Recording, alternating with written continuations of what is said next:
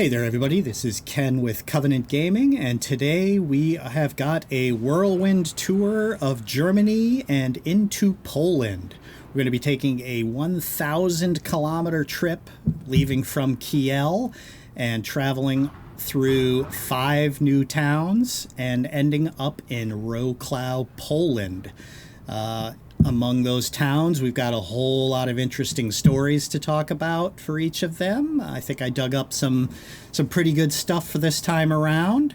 And it should also mostly finish up northern Germany as far as this career is concerned. And then we'll move down into southern Germany, and we'll then into the UK and some of the smaller countries around there. And that will finish up our base game towns, which I'm hoping to take care of in the next several episodes. So let's go ahead and get started. So one of the other things that we will accomplish today is earning enough money to buy a used truck. And that used truck is going to be assigned to our first driver. So we will be officially hiring a employee next episode. Today we will earn enough. And my plan is to use I had a lot of people talking about using the used truck market for buying first truck when I was talking about what first truck to get. And I had decided to buy a new one for myself, but thought it was a very good idea to utilize the used truck market for my other trucks for employees.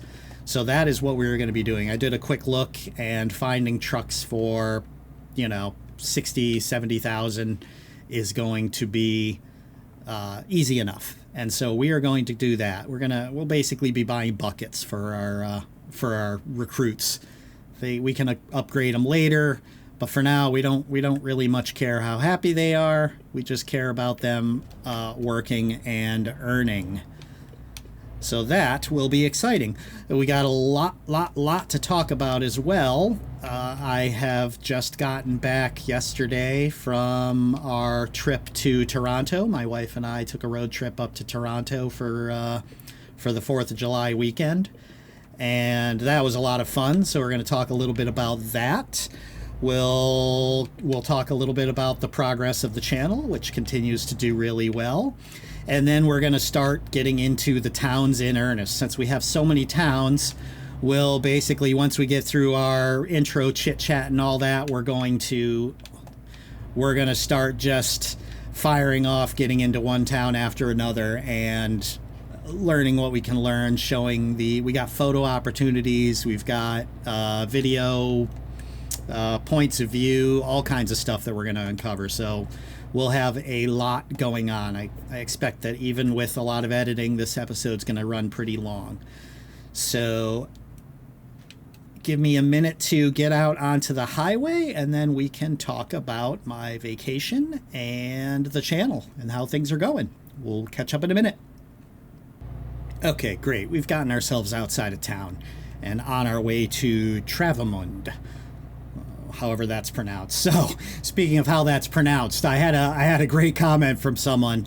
So I am American, I am not European, and I am quite certain that I am butchering the pronunciations of most everything in this series. So I can sort of imagine the chuckles or the frustrations from locals hearing me butchering all of your heritage. So evidently, my last episode was talking about the Scania electric truck and how I preferred it to the Renault truck, which is evidently not how Renault is pronounced. It is actually pronounced, spelled Renault, R-E-N-O, which, of course, I immediately was like, oh, it's Reno, but it's not Reno. It's Renault. So I will apologize for that. I'm also going to apologize already for the town names today. We got a lot of good ones today, so I'm sure I'm getting them all wrong, but I did appreciate the correction of the pronunciation. Keep leaving those comments and letting me know when I'm screwing that stuff up. I don't do it on purpose, but I mostly just read everything phonetically, and the phonetic reading is going to be wrong most of the time, so that's fine. The channel itself continues to do great. We're still growing. Everybody's engaging. We're over 200 subscribers, which is fantastic. Looking forward to the next goal of 500. 500 subscribers is the next goal I've set for myself, and hoping to do that as quickly as possible with everybody's help. So enough about the channel. We'll talk a little bit about where I've been. I have just gotten back from a vacation to Toronto, Canada with my wife. We go away almost every weekend. Not every weekend, but almost every weekend we like to go away. And it's usually just kind of road trips that are places that are within, 3 to 5 hour drive away. And we'll leave Friday after we're both done with our work, and then we come back, like later on Sunday. And so this was a little bit longer of a trip because we had our 4th of July over last Thursday, which is a holiday here in the United States, so we get that off. Then we took a couple of extra days around that off for a nice long weekend and decided to go to Toronto. My wife has never been there. She wanted to visit it, so we went to see Toronto. Fun city. It was a bit of a hit and a miss, I'll call it, because we had a ton of fun. There was a lot of fun stuff to do. So I'm glad we went, but I will say that I'll let this car go by. I don't want to run into anybody. So one thing I did not know about Toronto. Toronto is one of the worst cities in the world for driving. And I didn't know it ahead of time, but I really started to suspect it as we were driving around constantly. It was we've discovered Travemünde. I'll talk about this town in a minute. We gotta cut somebody off so I can take a left here. Yeah, I did not know how bad it was, but as we're driving, it's just constant traffic. Everywhere you go, it's traffic, and it's not just like rush hour. All cities are kind of busy. It's gridlock for an hour plus all the time. It's really brutal. And the city itself is kind of strange in how it's laid out. You've got your downtown right in the middle where all your big buildings are, all the places that people recognize and everything are right there in the middle. And then what's kind of interesting is when you get outside of the city, it doesn't really sprawl the way that large cities generally do here in the States. Like you go to New York and you get outside of Manhattan where all the big buildings are, and everything is still busy. Like even outside of actual New York City, just to the towns, all the way up to like the Connecticut border, it just sprawls. There's just houses and stuff all over the place, and it's really spread out. But Toronto didn't really look that way, at least as much as I could explore. Is you had your central downtown and everything, and then once you got out of there, it was basically like kind of not nothing, but it felt like nothing around it. There was no sprawl. But what you would end up having is maybe, like 15 minutes to 20 minutes outside of the downtown in various places, there were all these apartment high-rises. It was kind of like little islands, little city islands full of residences. And these were scattered around all over the place, and quite large in their own right, like quite a lot of buildings and everything. It sort of reminded me a bit of Korea. Korea is a lot like that because Korea is so mountainous. They don't have a lot of building area. So you have like Seoul and you have Busan and you have your large cities like that, but you get outside of the cities and it's a whole lot of nothing until all of a sudden you see these, wherever buildable land shows up, all of a sudden you see these big, huge apartment complexes, these skyscrapers that are all apartments popping up all over the place. And that's how they build there. And it seems that Toronto is very similar in the way it's set up. The only thing I wonder about it is why, because Canada has plenty of buildable land, so I'm not entirely sure why it is that way. And I mean, I was only there for a short amount of time, so maybe it's not entirely like that, but it sure looked that way to me. So I thought that whole thing was pretty interesting. And yeah, so it was a fun trip. we ate a lot of good food. We went to Koreatown and had some great food there. My wife is Korean, if I haven't mentioned it before. We visited a great castle, which is like the largest residence in Canada, which is like this giant, what's it called? Casa de Loma or something like that. It means city on the hill. It's French for city on the hill. So we saw that. We went to some museums, stayed at a nice hotel, had a lot of good food, that kind of stuff. So it was a lot of fun. One of the funny things that came out of this whole trip was, it actually wasn't related to the trip itself, but it was probably the funniest story that came out of the whole weekend, is we were hanging out in the hotel, and all of a sudden my wife starts talking about this YouTube video she's watching. And she starts talking about this crazy guy who built a robot and then married it. And which I thought was kind of amusing. I was like, all right, well, that's sort of funny. I could see, there's a lot of odd people out there, so I could see somebody, doing something like that, I suppose. And so she shows me this video. And so my wife is smart in certain areas, like, she's an acupuncturist, so in like a medical field she knows quite a bit. She knows a lot about Eastern medicine, and she was a teacher for a while. She knows a lot about certain things, but she does not know a lot about technology, and so like the state of robotics, for instance. So she shows me this video, and it's sort of like a couple at home, and it's a guy and his robot android wife with AI. And I'm looking at it and I'm like, I'm like, that's a pretty sophisticated looking robot there. It looks an awful lot like an actual person. And look, it's walking around on 2 feet, and it's doing a spectacular job of balancing. It's very, petite for such an advanced robotic. And so I look and I'm like, you do know that that's a person, right? That's not really a robot. It's just that's a person. I was like, she's probably a dancer or something like that, who, if you watch talent shows and people do those robot dance performances where they, all the little stop motion stuff. I can't do that. I'm not a dancer, but you understand what I'm saying. And so I'm like, that's just a person, right? And so she starts arguing with me about it. She's like, no, this is real. I'm telling you, it's real. And I'm like, well, hon, it's really not real. And she's getting kind of frustrated. And I'm like, all right, well, and I'm not going to get in a big argument about it. It's like, well, whatever. If you want to believe that, that's fine. It's, it's not really hurting anybody. I was like, don't go telling other people about this, perhaps. So she went down into like the comments, and she started seeing all the comments of the people talking about how it's a dancer, and come to find out that this couple they actually own a restaurant in China.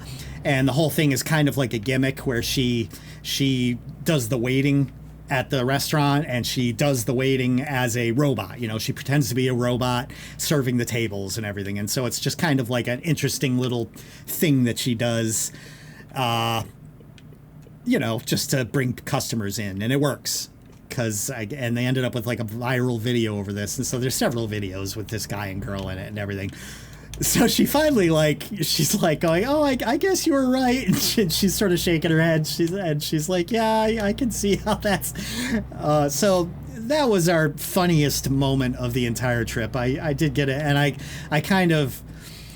She's never going to live it down, basically. Like, I will be making robot jokes probably until the day that one of us dies. I expect that, on our deathbed, whoever it happens to be, a robot joke will be made, and perhaps by that time there will be robots like that. You don't know. I mean, that stuff is progressing pretty quickly. We still have a little ways to go before they look like people, to where they get down that small and that able. What are we doing here? So yeah. So that was our funny story from our trip, and the whole trip was worth it, actually, just for that, because that's going to be paying dividends for decades to come. So it looks like we actually got out of Travemünde without even talking about it, which is fine, because of all the towns we're visiting, that one was probably the least interesting. There wasn't a whole lot to say about it. Like, it actually started its life as a fortress as opposed to a town. Guarding, it's at the head of the Trave River, and it began life as a fortress there. I gotta move over here. And it is the location for the annual Sand World Sand Festival, which was another one of those last episode we were talking, no, 2 episodes ago maybe, we were talking about like the techno parades, and I had no idea what that was. Well, today was learning about sand festivals, where sand festivals are, I guess they're like those those ice festivals where people carve ice. Well, this is like the same thing, except they build, I'm assuming, very elaborate sand castles and other interesting little structures out of sand. So Sand World, if you're ever interested in going to see Sand World, you can go to Travemünde, whenever they have that. And somebody let me know how to pronounce that town name, because I'm all self-conscious knowing that I pronounced Renault incorrectly. And so I know I'm killing this one. Somebody let me know how that one's supposed to go. In the meantime, we are now outside of Travemünde and on our way to Rostock, where we will go ahead and catch up again. I will see you shortly. All right, we are coming into Rostock, and there are several things to see in here, so this ought to be kind of interesting. We got some cool stories about it. But before I talk about Rostock, I just remembered something. I have a question for you guys. So I have had a couple people comment on some mods for this game. Now I want to keep this fairly mod free. I'm keeping it mostly vanilla, just to kind of explore the map as it is before we start adding pro mods and things like that in, which we'll do that eventually. But for now, I want to kind of keep it down. But there are a couple things that I wanted to put in that would help with immersion.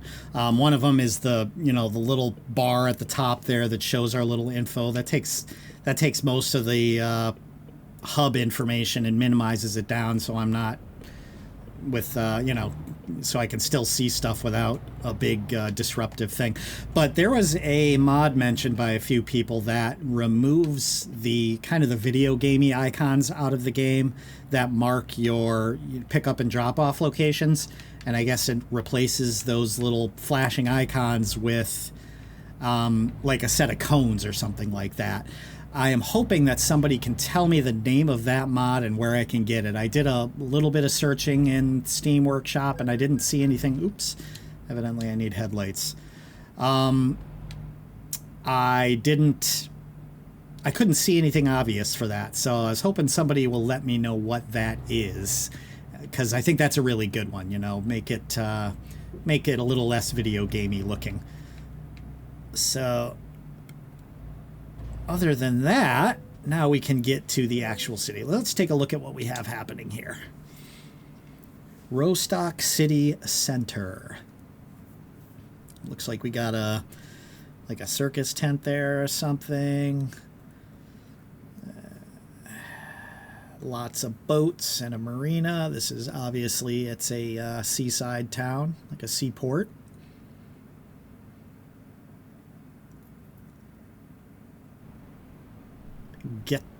Getreide? But energy? I don't know what that says. I don't know what the significance of it is. I'll Google that and throw something up if I find something interesting. Sparkling dragon billboard and some giraffes and zebras. That's some kind of an interesting, either a store or an apartment building with an interesting animals. Yeah. Lots of interesting animal stuff. What was it, griffin or whatever back there? And yeah, all right.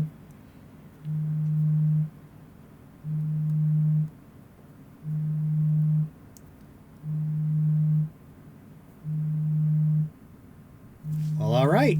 That was mildly interesting. Interesting enough. All right, let's get out of this parking lot. We've got a photo opportunity right down the street. We'll go ahead and stop there and we'll take that photo, and then we will talk about what I learned as I was researching. It's going to be one of these buildings over here. Maybe that one with the tall steeple on it that I saw in the distance. We'll get over here. Maybe something. Maybe we can get something that's a good thumbnail.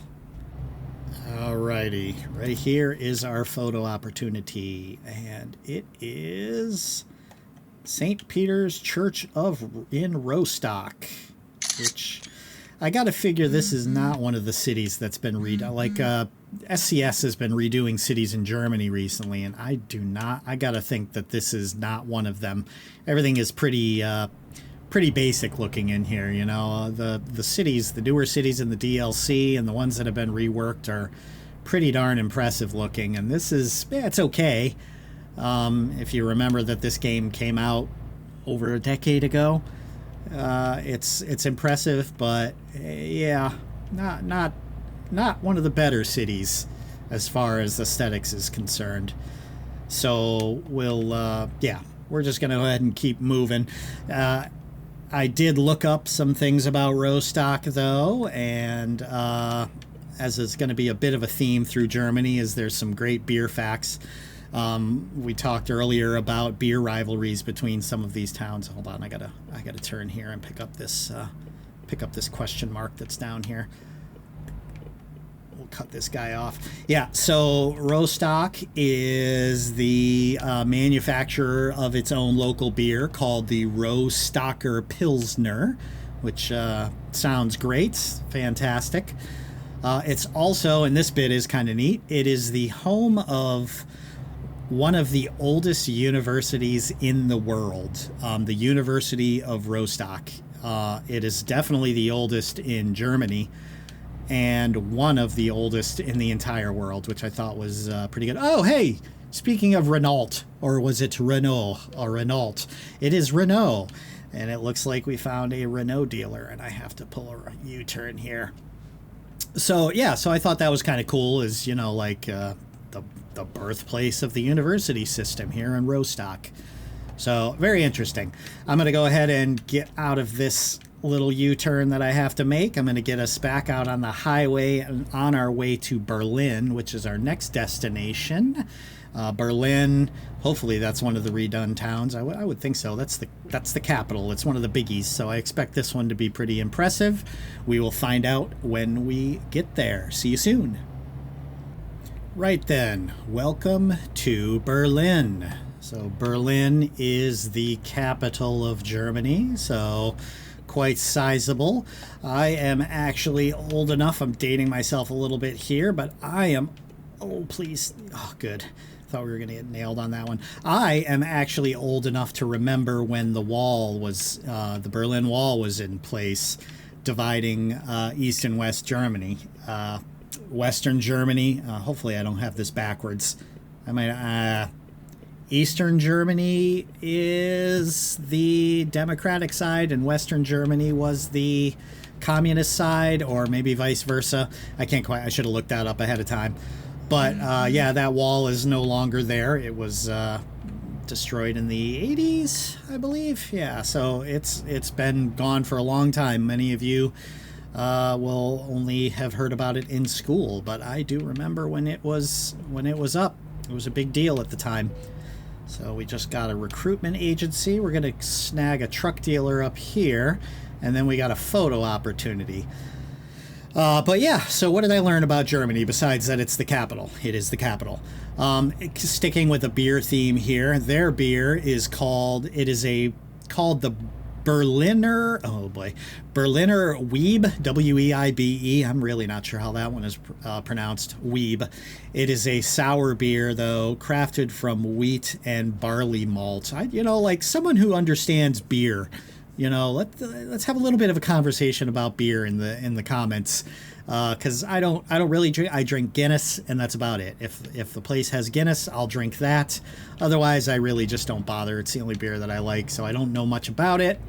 I'm woefully not understanding it. So you guys, you know, talk amongst yourselves. Let me know about beer. Tell me what a weeb is, and how you're actually supposed to pronounce it. I'm just going to pull a U-turn here because we'd got what we needed to from there.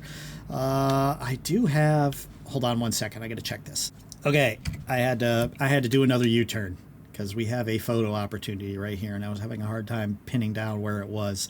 So it is the Berlin television tower. Now this is actually one that I don't have to put stuff up on the screen about it because I actually read about this.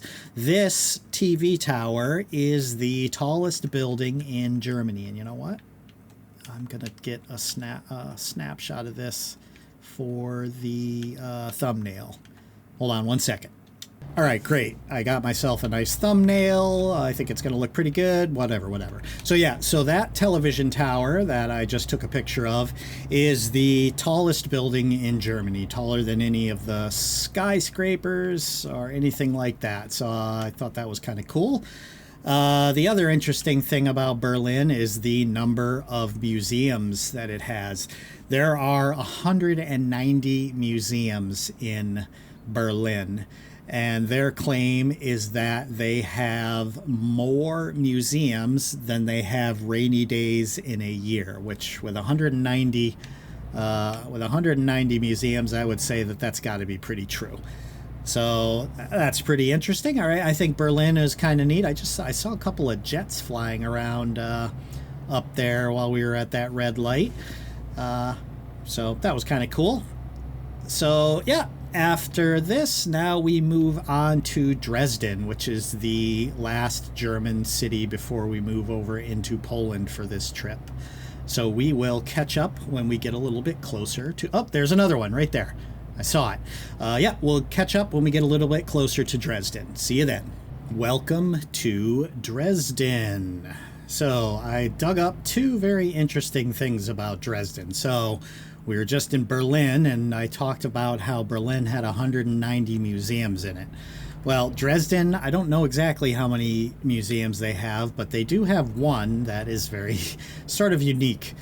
It is a hygiene museum. It's about human hygiene, which, you know, you hear that and you think it's kind of a joke, but evidently it is a very good museum. With lots of interesting things to learn about hygiene. So I'm not sure. I mean, if I ever find myself in Dresden, maybe I'll go in there just because, I mean, how often do you get to go to a... Ooh, don't hit that guy. How often do you get to go to a hygiene museum? But yeah, so that one was kind of interesting. But here was the one that I thought was really great.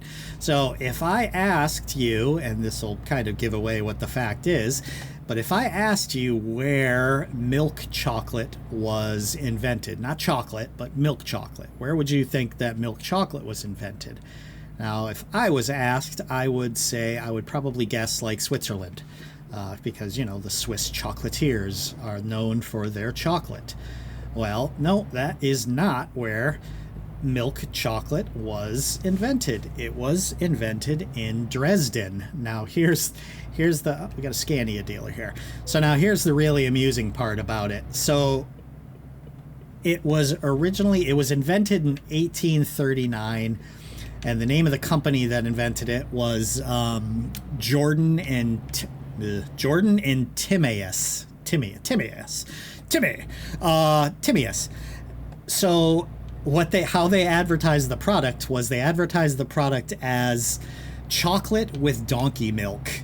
So, I mean, I'm glad they didn't keep that name. I like, you know, milk chocolate is much more appealing sounding than chocolate with donkey milk, but hey, it worked. We have milk chocolate to this day. That's amazing. But of course, that might be why most people did not associate it with Dresden, is because, you know, nobody wants donkey milk with their chocolate. Although, to be fair, I have never had donkey milk, so maybe it's amazing. I don't know. I've eaten some fairly exotic foods. Donkey milk is not one of them.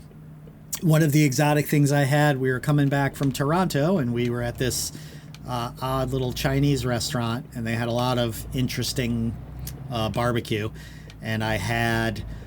what was it? It was mutton kidney, which is basically a kebab, mutton kidney kebab. So it's like goat kidney. on a little skewer and cooked up. Very interesting flavor. I actually couldn't finish it because it was like a really strong, almost like liver. I don't mind liver, but it was a really, really strong flavor. And so I had a couple of bites of it. Thought it was interesting. I could probably acquire a taste for it, but it was too much for me to actually finish. So I had to kind of put it down. But, you know, mutton, kidney, you know, maybe goat milk or donkey milk isn't so bad. Goat milk is okay. So we'll see. Someday, donkey milk.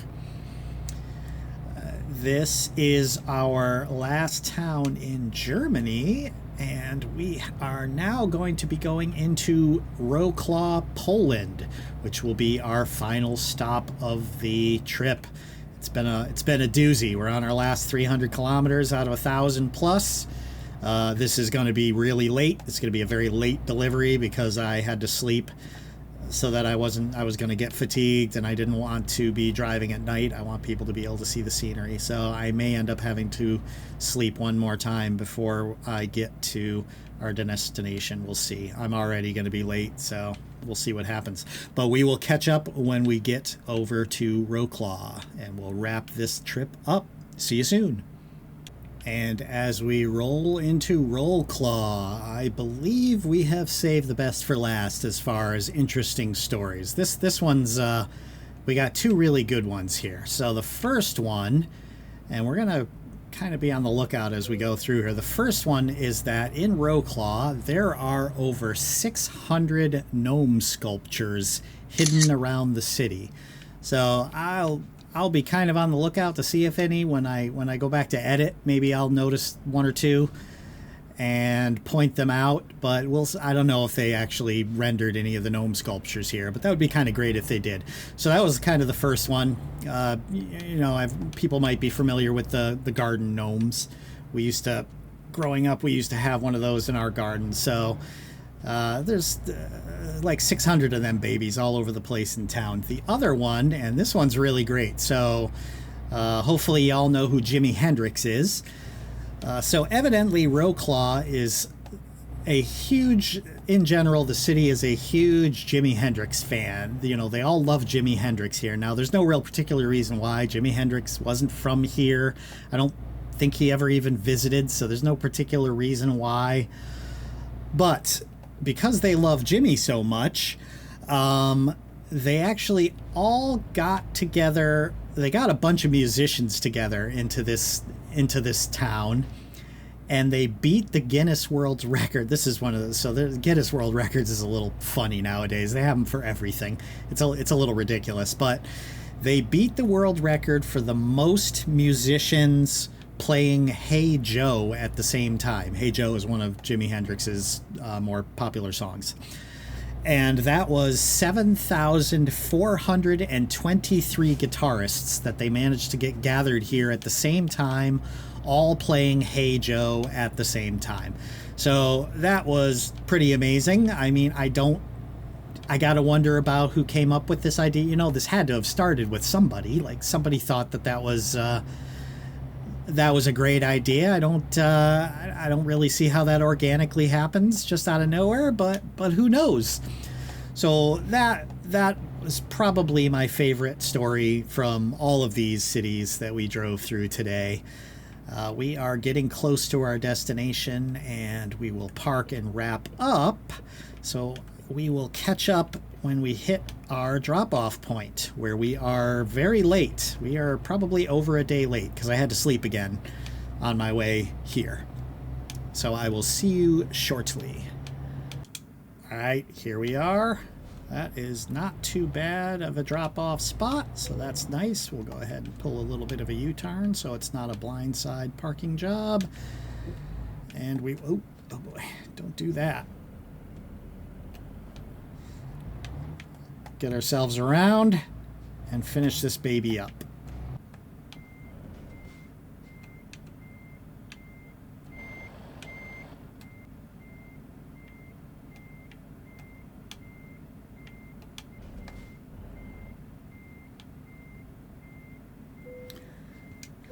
There we go. Not too bad, not too great. There we are. All right, that was a long job, and yep, very late. we took a huge penalty and we made $0.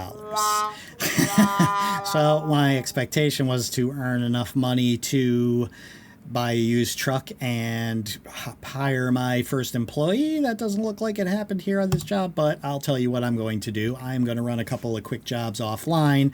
Next episode, we are buying a used truck and we are hiring our first employee. That is happening no matter what. That was kind of a bummer. Long drive, but we learned a lot of things about towns and had some fun along the way. All right, until next time, this is Ken from Covenant Gaming saying, see you later.